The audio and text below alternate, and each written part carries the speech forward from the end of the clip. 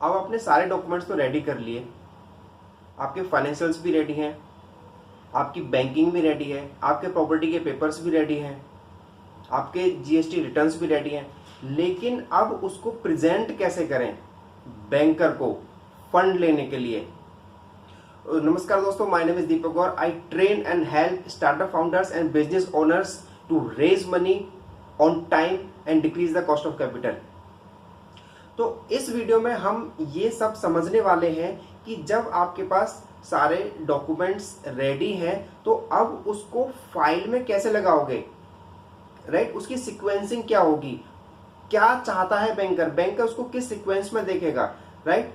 तो वो वेरी कर सकता है केस बाय केस कि आपका जो फंडिंग है, आपका जो डेट है, जो डेट फंडिंग है या आपका जो लोन है जो आप बैंक से लेने जा रहे हो, वो उसकी एलिजिबिलिटी किस बिहाफ पर बन रही है, तो उस पर डिपेंड करेगा। तो यहाँ पे हम एक एवरेज डिस्कस करेंगे कि हाँ यूजुअली कि आपको आपके जो डॉक्यूमेंट्स हैं फाइल के अंदर किस तरीके से लगाने चाहिए, क्या सीक्वेंसिंग उसकी होनी चाहिए। तो चलो स्टार्ट करते हैं। तो यहाँ हम लिखते हैं file preparation, file preparation for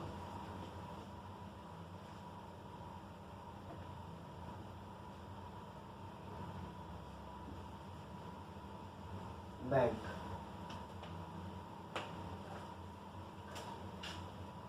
या लोन।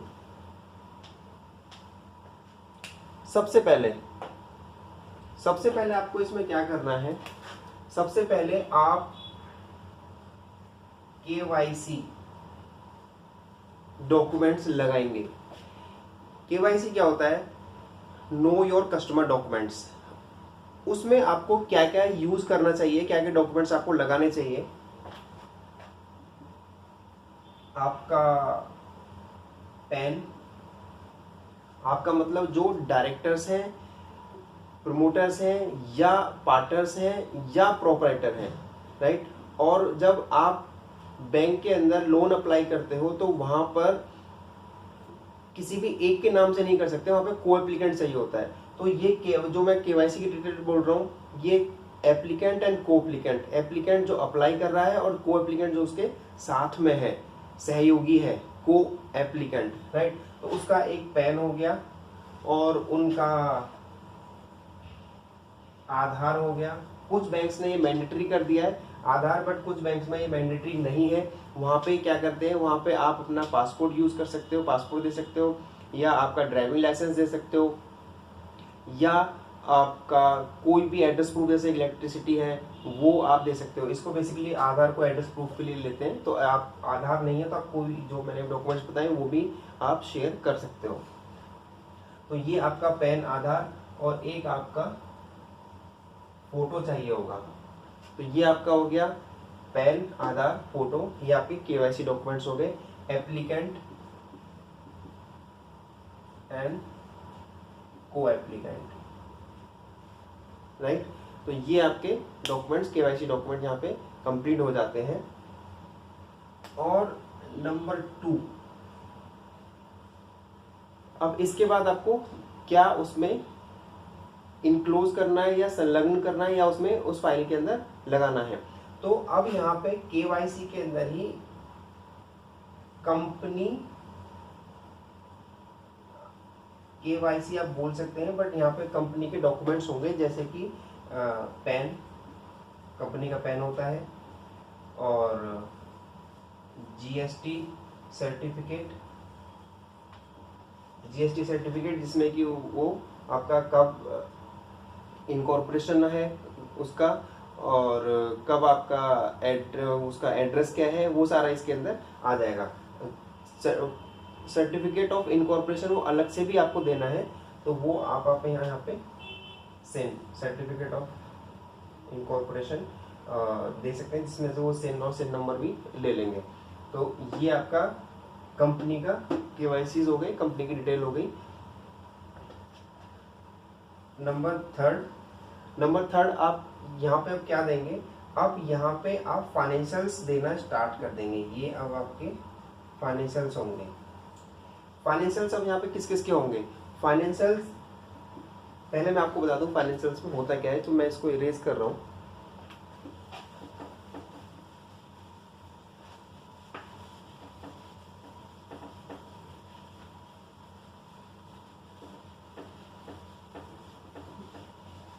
दो पॉइंट हमारे हो चुके हैं, केवाईसी और कंपनी केवाईसी, या उसको आप एक ही मान सकते हो। तो अब यहाँ पर हम आते हैं फाइनेंशियल्स, इसको मैं 2 ही लिख देता हूँ, कंप्लीट केवाईसी हो गया। फाइनेंशियल्स, फाइनेंशियल्स के अंदर जो एप्लीकेंट और को एप्लीकेंट है उन दोनों का 3 इयर्स का, किसी बैंक में 2 इयर्स का भी होता है, बट यूजुअली मैं आपको बता रहा हूँ कि जो मेजोरिटी है, मतलब जो बहुत सारे बैंक्स यूज करते हैं वो ये यूज करते हैं, उनको 3 इयर्स का ITR एक्नॉलेजमेंट प्लस COI क्या होता है, कंप्यूटेशन ऑफ इनकम, ये चाहिए होता है। तो ये इंडिविजुअल के हो गए, राइट। यहाँ पे लिख देता हूँ इंडिविजुअल। और 3 इयर्स के फाइनेंशियल्स आपको चाहिए कंपनी के। अब कंपनी के फाइनेंशियल्स क्या क्या होते हैं और उसमें क्या क्या आता है, तो उसमें आता है, ये 3 इयर्स के होते हैं, उसमें मैं आपको बता देता हूँ। वैसे सिर्फ बोलते हैं कि 3 इयर्स बैलेंस शीट, लेकिन बैलेंस शीट सिर्फ बैलेंस शीट शेयर नहीं करनी है। बैलेंस शीट को मैं यहाँ पे यदि डिस्क्राइब करूँ तो balance sheet, profit and loss account statement, और profit and loss account statement हो गया आपका, और यहीं पे इनके सारे नोट्स और एनेक्सर्स ये आपको शेयर करने, और इसमें ऑडिट रिपोर्ट्स,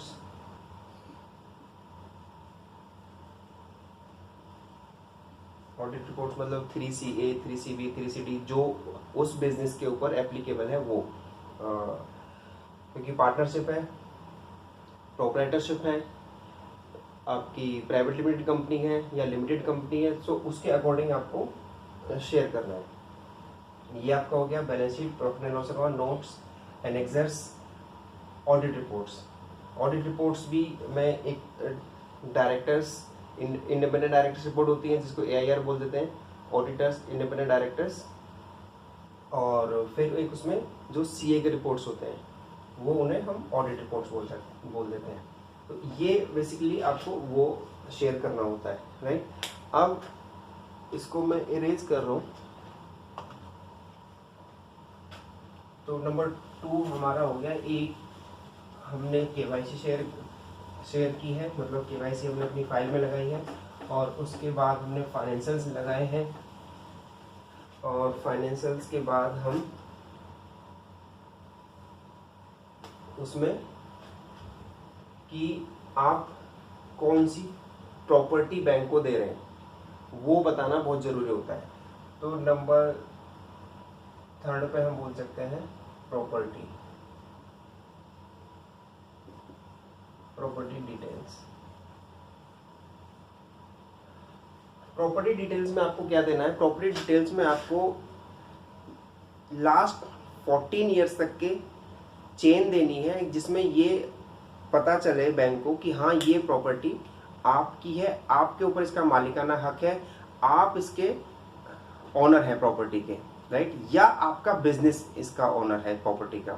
तो वो उनको वो आइडेंटिफिकेशन उन्होंने करना होता है। उसके लिए आपको प्रॉपर्टी के अलॉटमेंट लेटर, वो डिफर करता है स्टेट टू स्टेट, राइट, या डिस्ट्रिक्ट टू डिस्ट्रिक्ट भी वेरी कर सकता है। जैसे कि आपको, जैसे मैं आपको यहाँ पे एग्जांपल देता हूँ, हम एक स्टेट है कि जो भी नया बना है तो वहाँ पे आपको लीज होल्ड मिलेगा। तो वहाँ पे क्या है कि वो प्रॉपर्टी आपकी नहीं है, अभी वो 100 ईयर्स का वो लीज पे आपको देंगे, राइट। आप उसको बाय करोगे, बट वो लीज पे होगी। आपको जब लोन लेना है, राइट, या फंडिंग लेनी है, तो आपको वो उनसे अथॉरिटी से परमिशन लेनी होगी। That is called PTM, permission to mortgage. तो जब आपका लोन सैंक्शन हो जाता है तो उसके बाद आपको ये PTM लेना है कि हाँ, आप परमिशन लोगे अथॉरिटी से कि हम हमें इस बैंक से लोन ले रहे हैं, इतना ले रहे हैं, जिस अकाउंट में ले रहे हैं, वो सारा डिटेल आपको उनको बतानी होगी। फिर वो आपको परमिट करेंगे कि हाँ ठीक है, आप ये ले सकते हो।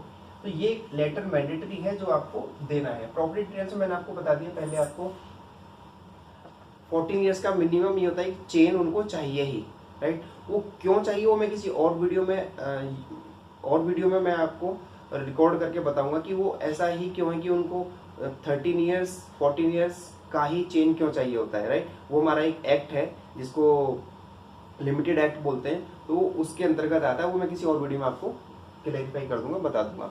बट अभी मैं इस वीडियो को बहुत लंबा हो जाएगा, इसलिए मैं आपको इसको थोड़ा शॉर्ट में बता रहा हूँ कि प्रॉपर्टी के अंदर उसकी कंप्लीट चेन, अलॉटमेंट लेटर्स, पहले किस किस ने खरीदी है, वो सारा आपको उनको बताना पड़ता है। और उसका सैंक्शन मैप की, क्योंकि हो सकता है कि आपके पास 1000 मीटर का प्लॉट है और उस पर आपने जो सैंक्शन किया हुआ अथॉरिटी ने उस हिसाब से नहीं बना रखा, किसी और तरीके से बना लिया है, तो उसमें प्रॉब्लम आ सकती है। तो आपका इंडस्ट्रियल प्लॉट है, रेजिडेंशियल है या कमर्शियल है, वो सैंक्शन मैप के अकॉर्डिंग ही बना होना चाहिए। तो ये आपका हो गया प्रॉपर्टी डिटेल्स और प्रॉपर्टी। अब 4th नंबर पे आप क्या लगाएंगे? 4th नंबर पे आप आपका बैंकिंग।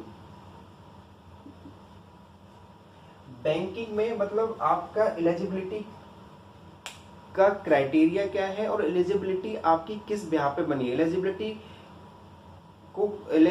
को ट्रेस करने के या देखने के, एनालाइज करने के कई तरीके हो सकते हैं। जैसे मैं एग्जांपल दे रहा हूँ, बहुत सारे तरीके हैं, बट मैं आपको एक दो एग्जांपल देता हूँ कि हो सकता है वो आपका नेट इनकम के ऊपर बन रहा है आपका केस, ठीक है, या हो सकता है आपका बैंकिंग के ऊपर बन रहा है, राइट, या हो सकता है आपका ट्रैक रिकॉर्ड के ऊपर बन रहा है। ट्रैक मतलब आपका लोन का ट्रैक, EMI का ट्रैक, किस तरीके से आप पे कर रहे हो उसके ऊपर बन रहा है, या हो सकता है आपका इंडस्ट्री मार्जिन के ऊपर बन रहा है। तो अकॉर्डिंगली आपको डॉक्यूमेंट्स भी डिफरेंट करने पड़ते हैं, चेंज करने पड़ते हैं, ऐड करने पड़ते हैं। तो ये आपको बैंकिंग में क्या ऐड करना है? बैंकिंग में आपको यहाँ पे हो गया current bank statement. Current bank statement होगी of last 1 year. Last 1 year का मतलब ये नहीं कि फाइनेंशियल ईयर, ये है कि एग्जांपल ले रहा हूँ, जैसे कि आप जनवरी से शेयर कर रहे हो तो जनवरी से दिसंबर तक होगी, ना कि वो अप्रैल से मार्च तक की होगी, राइट। करंट बैंक स्टेटमेंट्स जितनी भी हैं आपकी, राइट, उसमें आपका TL अकाउंट हो सकता है, OD का हो सकता है, और आपका बैंक का एक आपके कंपनी का करंट बैंक अकाउंट हो सकता है वो। और इसमें डायरेक्टर्स का या जो ओनर MD है, जो मतलब मैनेजिंग डायरेक्टर्स हैं जो ओन करते हैं उस कंपनी को, डायरेक्टर्स का या पार्टनर्स, मतलब जैसी भी आपकी कंपनी है अकॉर्डिंगली वो आपका चेंज हो जाएंगे। पार्टनर्स, प्रोप्राइटर,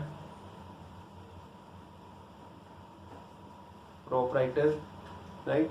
इनका क्या, इनका आपको सेविंग बैंक अकाउंट का स्टेटमेंट शेयर करना है लास्ट 1 ईयर का। ये हो गया, तो हमारा नंबर 4 हो गया। अब नंबर 5 में हम शेयर करेंगे कि अब नंबर 5 में हमारा क्या आएगा, तो मैं आपको बता देता हूँ।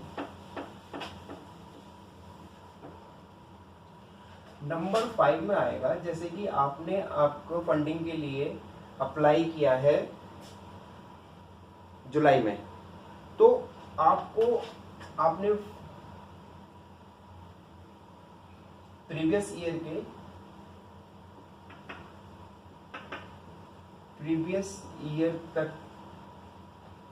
प्रीवियस ईयर का मैं मतलब कह रहा हूं कि आपको प्रीवियस ईयर जैसे कि फॉर एग्जांपल 21 चल रहा है, राइट, तो आपने मार्च 21 तक के फाइनेंशियल शेयर कर लिए, बैलेंस शीट शेयर कर लिए। तो इसके बाद अब क्या बचा आपके बाद ये आया कि अभी आपको अप्रैल से, और अभी फॉर एग्जांपल चल रहा है जुलाई, तो अप्रैल टू जुलाई, राइट, ये आपको क्या शेयर करना है, नंबर 5 पे GST returns 3B, GST returns 3B ये आपको शेयर करनी है, जिससे कि पता चल जाएगा आपकी सेल क्या है अप्रैल टू जुलाई, अप्रैल मई जून जुलाई। तो आपको 4 मंथ्स की सेल भी चाहिए होती है कि अभी आपने 4 मंथ्स में, लास्ट 4 महीने में कितना बिजनेस किया है, वो इसमें पता चल जाएगा इससे। तो आप ये सारे डॉक्यूमेंट शेयर करेंगे और इसके साथ आप एप्लीकेशन फॉर्म फिल करेंगे, उसमें डिटेल आपकी आ जाएगी, आपके ऑफिस कहाँ पे है, आपका फैक्ट्री कहाँ पे है, वो सारी डिटेल उसमें आ जाएगी, तो वो आप उसमें ऐड कर सकते हो।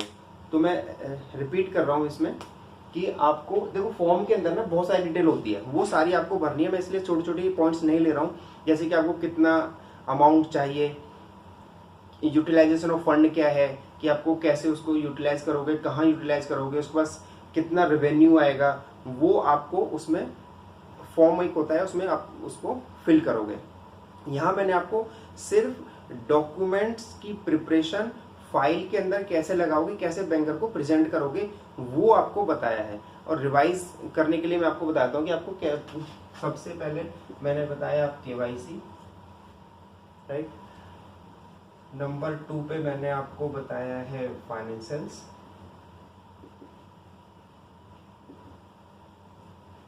नंबर 3 पे मैंने आपको बताया है बैंकिंग, नंबर 4 पे प्रॉपर्टी, ये ऊपर नीचे हो सकते हैं, इसमें कोई प्रॉब्लम नहीं है, ये प्रॉपर्टी की डिटेल्स आपने दे दी। और नंबर 5 पे आपने GST R, इसको GST R लिखता हूँ, कंफ्यूजन ना हो, GST R मतलब GST रिटर्न 3B, ये डॉक्यूमेंट्स हैं मेजरली जो आपको देने होते हैं। बाकी ये कि उनको यदि कहीं पे कोई किसी तरह का डाउट जाता है तो वो एक्स्ट्रा डॉक्यूमेंट्स आपसे मांग सकते हैं। जैसे कि एग्जांपल अभी मेरे साथ क्या हुआ कि मैं एक इंडस्ट्री है जिनको फंडिंग दिलवा रहा हूँ, वो 3 इयर्स का विंटेज है उनके बिजनेस का। 3 इयर्स विंटेज का मतलब 3 साल से वो उस बिजनेस में है। अब उनको एक्सपीरियंस है या नहीं है, इसके लिए उनका एक्सपीरियंस लेटर, क्योंकि उन्होंने बोला कि हम पिछले 20 साल से किसी कंपनी में वर्क कर रहे हैं और वो एक्सपीरियंस हमारे पास है, उसके बाद हमने स्टार्ट किया है। तो बैंक ये जानना चाहता है कि आप इस बिजनेस को सही तरीके से रन कर पाओगे या नहीं कर पाओगे। तो इसके लिए हो सकता है कि आपकी कंपनी का, एग्जिस्टिंग कंपनी का एक्सपीरियंस लेटर की भी डिमांड करे, राइट। आपका कोई एग्जिस्टिंग लोन चल रहा है, ठीक है, वो मैंने इसमें ऐड नहीं किया अभी, तो आप यहाँ पे फिर बीच में आ जाएगा बैंकिंग और प्रॉपर्टी से ऊपर यहाँ पे फाइल में आप इंक्लोज कर सकते हो कि जो आपके एग्जिस्टिंग लोन है, राइट। हो सकता है कोई आपकी ओडी लिमिट चल रही है, हो सकता है आपका कोई होम लोन चल रहा है, मतलब जो भी ऑब्लिगेशंस है उसके सारे यहाँ पे आप पेपर लगाओगे। और वो क्या क्या पेपर होंगे वो भी मैं आपको यहाँ बता देता हूँ, राइट। वो पेपर होंगे, जैसे मैं यहाँ पे लिख रहा हूँ एग्जिस्टिंग लोन या एग्जिस्टिंग ऑब्लिगेशंस कोई आपकी है तो उसका सैंक्शन लेटर,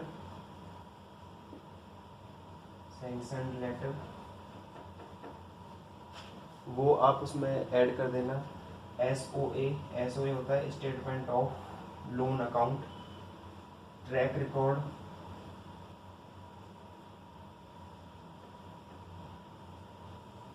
वो आप उसमें ऐड कर देना। ये सारे डॉक्यूमेंट उसमें लगा देना, जितने भी लोन चल रहे हैं 1 2 3 4 5 जो भी है वो बिजनेस अनसिक्योर्ड बिजनेस लोन है या सिक्योर्ड बिजनेस लोन है या आपका कार लोन है, जो भी लोन है, जो सारे उनको चाहिए, उनको ऑब्लिगेशन देखना होता है कि इनके पास और क्या क्या लोन चल रहे हैं। So that's it. तो ये था वीडियो जिसमें मैंने आपको शेयर किया है कि क्या क्या डॉक्यूमेंट्स आप शेयर कर सकते हो। आई होप आपको वीडियो अच्छा लगा होगा, और यदि आपको भी लगता है कि कोई वीडियो ऐसा है कि जो मुझे बनाना चाहिए या कोई ऐसी इन्फॉर्मेशन है जो मुझे आपको देनी चाहिए और आपके पास वो इन्फॉर्मेशन नहीं है, तो आप कमेंट कर सकते हो मुझे, या मुझे आप व्हाट्सएप भी कर सकते हो। मैं व्हाट्सएप नंबर भी यहाँ पर लिख देता हूँ, ये मैं इरेज कर रहा हूँ, और मैं अब आपको क्या है व्हाट्सएप नंबर देता हूँ जिसपे आपकी कोई भी इस तरह की क्वेरी है कमेंट में भी लिख सकते हो आप, वहाँ से भी आपको उस क्वेरी का रेजोल्यूशन मिल जाएगा, आंसर मिल जाएगा। और आप व्हाट्सएप भी छोड़ सकते हो हमारी टीम को, हमें इस नंबर पे, नंबर बहुत इजी है, 8800570035। तो इस पे आप अपनी क्वेरी छोड़ सकते हो। आपको ये चेक करना है कि हम ये बिजनेस कर रहे हैं, ये हमारी टर्नओवर है या सेल्स है, तो हमारी एलिजिबिलिटी बनेगी या नहीं बनेगी, या किस बैंक से बनेगी, या हमें कैसे अपने बिजनेस में फंडिंग को, फाइनेंस को मैनेज करना चाहिए, वो आपकी क्वेरी है। तो आप मुझे यहाँ पे शेयर कर सकते हैं इसमें। तो मैं कोशिश करूँगा आपको विदिन 24 आवर्स उसका रिवर्ट करने का। कई बार 48 आवर्स भी हो सकते हैं, वो डिपेंड करेगा कि अवेलेबिलिटी क्या है टीम की और मेरी और हम सबकी। तो उसके बिहाफ पे हम आपको उस क्वेरी का आंसर कर सकते हैं। यदि आपको लगता है वीडियो अच्छा है, शेयर करने लायक है, क्योंकि मैंने बहुत ही प्यार से, बहुत ही ईजीली बनाया है इसको, बहुत जल्दीबाजी में नहीं बनाया, तो आप इसको अपने फ्रेंड्स के साथ भी शेयर कर सकते हैं। Thank you so much, bye bye, God bless you, take care, take informed decision.